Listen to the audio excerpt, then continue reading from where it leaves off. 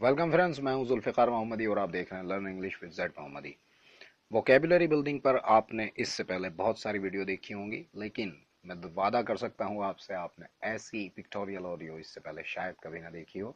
एक नई तरकीब है किस तरह से आप अपनी वोकेबुलरी स्ट्रॉन्ग कर सकते हैं। जुड़े रहिए मेरे साथ और देखते रहिए लर्न इंग्लिश विद जेड मोहम्मदी। ये वर्ड्स जो आपके सामने हैं इन्हें आप पूरी तरह जानते होंगे। मुझे पक्का यकीन है कि इनमें से किसी का भी मीनिंग आपको पूछने की जरूरत नहीं पड़ेगी।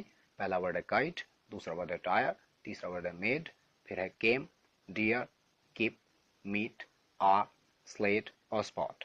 इनमें से सभी के मीनिंग से आप पूरी तरह वाकिफ होंगे। मैं थोड़ा सा इनका पैटर्न चेंज करूंगा और नया वर्ड आपके सामने होगा। जिस तरह से आपको काइट याद है, उसी तरह से आपको वो दूसरा वर्ड जिसका हम पैटर्न चेंज करके आपके सामने रखेंगे बिल्कुल याद हो जाएगा। जैसे ही आप कहीं काइट देखेंगे आपको वो दूसरा वर्ड फौरन याद आ जाएगा, as I believe. So stay tuned and keep watching. तो चलिए शुरू करते हैं। पहला वर्ड है काइट। मीनिंग से आप सभी वाकिफ हैं, बहुत अच्छी तरह जानते होंगे। आपको क्या करना है, इसके वॉइल्स को यहीं रखे देना है जहां ये रखे हैं। सिर्फ कॉन्सोनेंट को रिप्लेस करना है, यानी कि टी की जगह के और के की जगह टी। अब आपका नया वर्ड हो जाता है tyke. What is the meaning of tyke? जी, टाइक का मतलब होता है एक निकम्मा और बेकार इंसान जो किसी के काम ना आता हो, जो सिर्फ खुद गरज होता है। सेल्फिश के सिनोनिम के तौर पर आप टाइक इस्तेमाल कर सकते हैं। अब आप खुद सोचिए और मुझे बताइए कि जब आप कहीं काइट देखेंगे या काइट जिस तरह से आपको याद है, क्या टाइक उसी तरह आपको याद नहीं? अब दूसरे वर्ड पर आते हैं। दूसरा वर्ड है टायर्ड, TIRE। मतलब होता है थकना। जी, इसका भी वही कीजिए, कॉन्सोनेंट को बदल दीजिए। आपका नया वर्ड हुआ है राइट, RITE। जी, ये लिखने वाला या सही के लिए राइट RIGHT नहीं है, ये RITE है। इसका मतलब होता है रस्म, रिवाज, या इंग्लिश में इसका सिनोनिम होता है कस्टम। ये नाउन होता है। जी, तो जिस तरह से आपको टायर याद है, थकने के लिए टायर वर्ब होती है, राइट नाउन होता है और इसका मीनिंग होता है रस्म या रिवाज। And now turn to the third word. This is made. Made in China, made in India। In word से आप अच्छी तरह वाकिफ होंगे, अच्छी तरह जानते होंगे। मेड, वही कीजिए, कॉन्सोनेंट को रिप्लेस कीजिए। आपका वर्ड बना है DAME। It is pronounced dame. ये किसी भी खूबसूरत लड़की या औरत के लिए इस्तेमाल हो सकता है। मेरे नौजवान दोस्तों, आपके तो ज्यादा काम आ सकता है। जी, तो डेम किसी बहुत ज्यादा खूबसूरत औरत या लड़की के लिए इस्तेमाल होता है। Dame means very. And the fourth word is came. Is the second form. It is the past form of come. आप अच्छी तरह जानते होंगे। जी, replace the consonant and your word becomes mace, MACE। Now the turn of meaning. mace गदा वाले हथियार को कहा जाता है। जी, गदा से आप वाकिफ होंगे, जो हनुमान जी के पास आपने देखी होगी, mythical character of Hindu religion. जी, मेस गदा को कहते हैं। वैसे गदा को अगर आप चाहें तो क्लब भी कहते हैं। The fifth word is deer, DEER। Deer हिरन के लिए इस्तेमाल होता है। Replace the consonant, R in place of D and D in place of R। The new word is read, REED। Reed सरकड़े को कहा जाता है, सर्वे को कहा जाता है।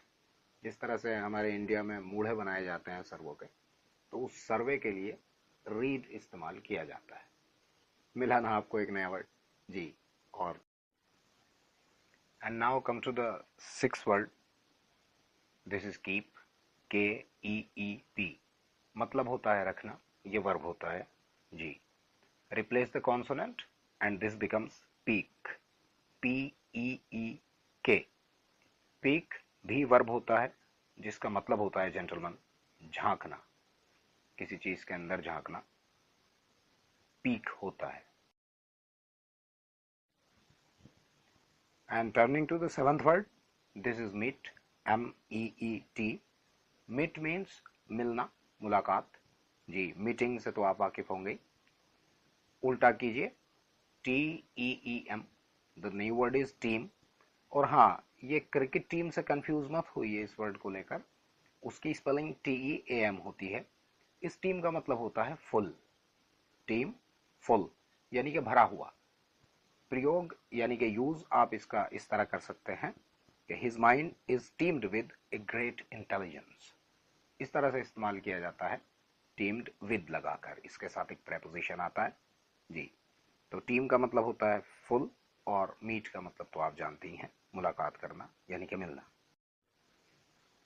And now we come to the word. This is R. R is a helping verb. Replace the consonant and now it becomes ERA. Era or era. Era means age, period, युग या ज़माने के तौर पर। ज़माना या युग के लिए आप एरा का इस्तेमाल करते हैं। मॉडर्न एरा, न्यू एरा, ऐसे वर्ड से तो आप वाकिफ़ होंगे ही जी। तो जिस तरह से आर याद है उसी तरह से एरा भी याद रहेगा। और अब आते हैं सेकंड लास्ट वर्ड की तरफ, पेनल्टीमेट वर्ड की तरफ जी। आप सेकंड लास्ट को पेनल्टीमेट वर्ड भी कह सकते हैं, स्लेट। इस बार आपको पैटर्न थोड़ा सा चेंज करना है, सिर्फ टी और एल रिप्लेस करने हैं, आपका न्यू वर्ड हो जाता है स्टेल। स्लेट से तो आप वाकिफ होंगे जी, बचपन में काफ़ी लिखा होगा आपने, सभी लिखते हैं। स्टेल नॉट फ्रेश यानी कि बासी। जो खाना, जो फल थोड़ा सा पुराना हो जाता है उसे हम बासी कहते हैं। तो अब चलते हैं आखिरी वर्ड की तरफ। आखिरी वर्ड है स्पॉट। स्पॉट को थोड़ा सा चेंज किया है, स्टॉप हो गया है। Stop means bad mood.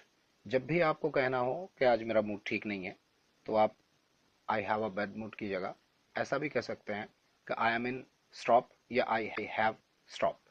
ये बिल्कुल सिनोनिम के तौर पर काम करता है बैड मूड के। तो जिस तरह से आपको स्पॉट याद है उसी तरह से आपको स्टॉप भी याद रहेगा। और अब आखिरी बात, आपको मेरी ये पिक्टोरियल ऑडियो कैसी लगी जानने का इंतज़ार करूँगा। Awaiting your feedback, waiting for your response, and with another request, subscribe our channel, Learn English with Z Mohammadi. Khuda Hafiz.